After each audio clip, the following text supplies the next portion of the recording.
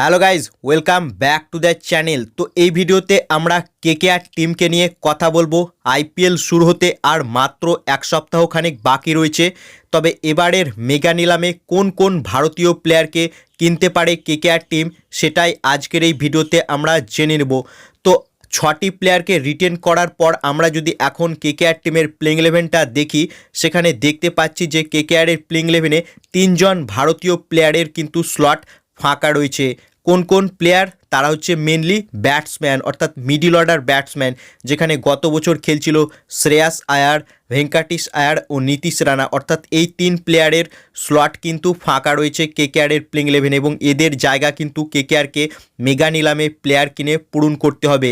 এর সাথে সাথে কেকেআর টিমকে প্লেইং ইলেভেনে যে 3জন খেলবে তাদের ব্যাকআপ প্লেয়ারও কিনতে হবে, অর্থাৎ মেনলি এবারের মেগা নিলামে কেকেআরকে 6টি ভারতীয় ব্যাটসম্যান কিনতে হবে। এবং কেকেআরের ব্যালেন্স রয়েছে 51 কোটি টাকা। এই 51 কোটি টাকা দিয়ে কেকেআর কিন্তু একটি প্লেয়ারের পেছনে 15-16 কোটি টাকা খরচ করতে পারে। সেটা কেকেআর টিম বিদেশি ব্যাটসম্যানের ওপর করবে না বোলারের ওপর করবে, সেটা কিন্তু দেখার বিষয় রয়েছে। জস বাটলারের পেছনে করবে না মোহাম্মদ শামি, আর্শদীপ সিং এদের পেছনে করবে। আর যদি কেকেআর জস বাটলার, মোহাম্মদ শামি বা আর্শদীপ সিং এদের পেছনে না ঝাঁপায়, সেক্ষেত্রে কেকেআর টিমের গত বছর যে কোর টিমটা ছিল, অর্থাৎ সেই স্কোয়াডই কেকেআর কিন্তু গঠন করতে সক্ষম হবে।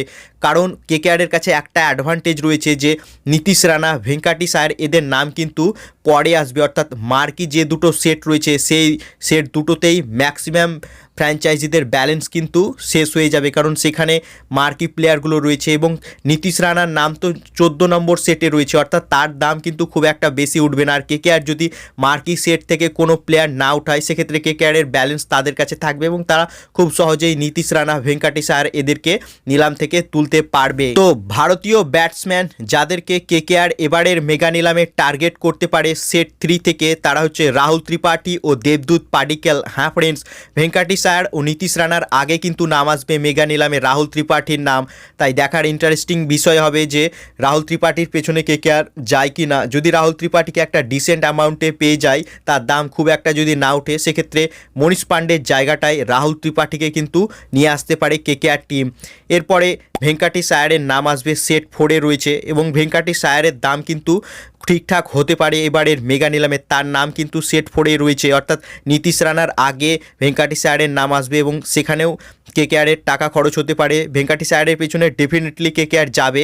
তবে যদি কলকাতা নাইট রাইডার্স মার্কি প্লেয়ারের সেট থেকে কোনো প্লেয়ারের পেছনে যায়, সেক্ষেত্রে কেকেআরের ব্যালেন্স কিন্তু অনেকটাই কমে যাবে, সেখানে ভেঙ্কাটিশ আয়ারকে নেওয়াটা চাপের হবে। এবং যদি মার্কি প্লেয়ারের সেট থেকে কেকেআর কোনো প্লেয়ারের পেছনে না যায়, সেক্ষেত্রে ভেঙ্কাটিশ আয়ারকেও পাবে এবং নীতিশ রানাকেও কেকেআর নিলামে কিনতে সক্ষম হবে, কারণ ভেঙ্কাটিশ আয়ারের নাম 4 নম্বর সেটে রয়েছে এবং নীতিশ রানার নাম রয়েছে 14 নম্বর সেটে। তাহলে 3টে প্লেয়ার কেকেআর তুলে নিতে পারবে, রাহুল ত্রিপাঠীকেও তুলতে পারবে মেগা নিলাম থেকে। এবং 5 নম্বর সেটটা ভীষণই ইম্পর্টেন্ট কলকাতা নাইট রাইডার্স টিমের জন্য, কারণ এই 5 নম্বর সেটে কেকেআরকে 3টে প্লেয়ারকে তোলা উচিত।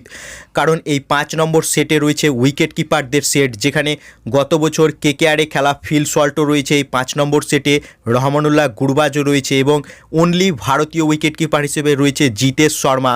এবং আমি পার্সোনালি চাই যে কলকাতা নাইট রাইডার্স টিম কোনো মার্কি প্লেয়ারের পেছনে যেন না যায়, এই 5 নম্বর সেট থেকে তারা যেন 3টি প্লেয়ারকে তুলে, অর্থাৎ মার্কি প্লেয়ারের পেছনে যে টাকাটা খরচ করতো সেই টাকাটা বাঁচিয়ে রেখে 5 নম্বর সেট থেকে কেকেআরকে 3টে প্লেয়ারকে তোলা উচিত।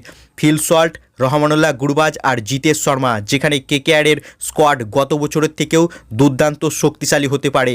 ফিল সল্ট এর ব্যাকআপ থাকবে রহমানুল্লাহ গুরবাজ এবং ভারতীয় উইকেট কিপার হিসেবে থাকবে জিতেশ শর্মা, যে কিনা দুর্ধর্ষ ব্যাটিংও করতে পারে। অর্থাৎ গত বছর কেস ভরত ছিল, তবে তার থেকেও কিন্তু দুর্ধর্ষ এই জিতেশ শর্মা, তাকে কিন্তু সেট 5 থেকে তোলা উচিত কেকেআর টিমের। এবং আমি পার্সোনালি চাই যে কোনো মার্কি প্লেয়ারের পেছনে কেকেআর টিম যেন না যায়, এবং সেট 5 থেকে জিতেশ শর্মা, ফিল সল্ট ও রহমানুল্লাহ গুরবাজ এই 3জনকে যেন তুলে কেকেআর টিম।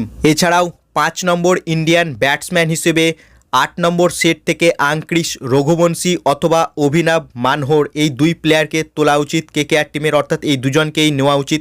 তাহলে কেকেআরের 6টি ব্যাটসম্যান কারা কারা হতে পারে?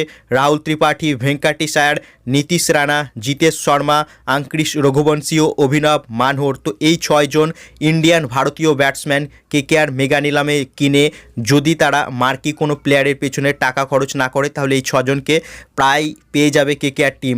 এর সাথে সাথে বোলার কাদেরকে টার্গেট করতে পারে? বোলার মেনলি আমি সাজেস্ট করব মুকেশ কুমারের পেছনে কেকেআরকে যাওয়া উচিত।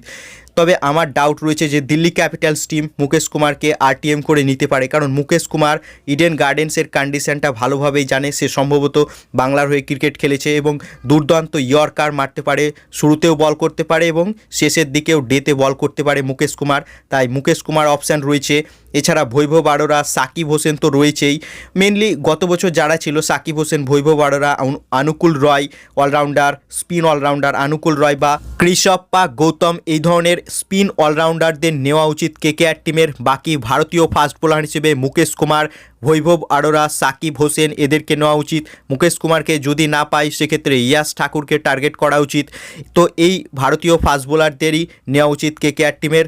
বাকি কলকাতা নাইট রাইডার্স টিমের মার্কি প্লেয়ারের পেছনে যাওয়ার কোনো প্রয়োজন নেই, কারণ অলরেডি কেকেআরের কাছে মার্কি প্লেয়ার রয়েছে। আন্দ্রে রাসেল রয়েছে, রিঙ্কু সিং রয়েছে, সুনীল নারিন রয়েছে, রামানদীপ সিং, হর্ষিত রানার মতো প্লেয়াররা রয়েছে, বড় বড় প্লেয়ার রয়েছে। অর্থাৎ মার্কি প্লেয়ারের পেছনে কেকেআরের ইনভেস্ট করার দরকার নেই।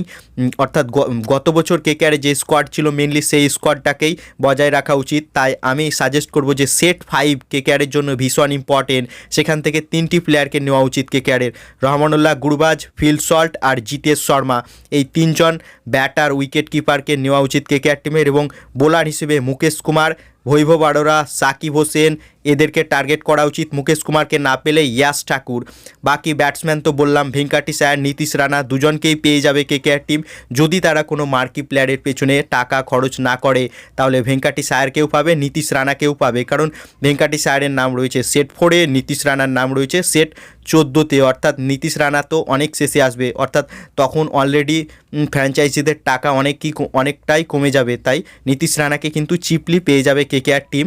এবং কলকাতা নাইট রাইডার্স টিম যদি মার্কি প্লেয়ারের পেছনে খরচ না করে তাহলে গত বছর কেকেআরের যে স্কোয়াড ছিল সেরকম স্কোয়াড কিন্তু গঠন করতে সক্ষম হবে কেকেআর টিম। বাকি তোমাদের কি মতামত? ভারতীয় কোন কোন প্লেয়ারকে কেনা উচিত কেকেআর টিমের তা কমেন্ট বক্সে লিখে জানাও।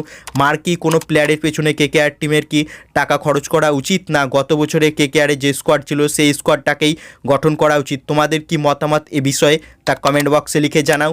বাকি ভিডিওটি ভালো লাগলে ভিডিওটিকে করো লাইক এবং আইপিএল ও কেকেআর সম্বন্ধে আরও খবর পাওয়ার জন্য চ্যানেলকে করো সাবস্ক্রাইব। ধন্যবাদ।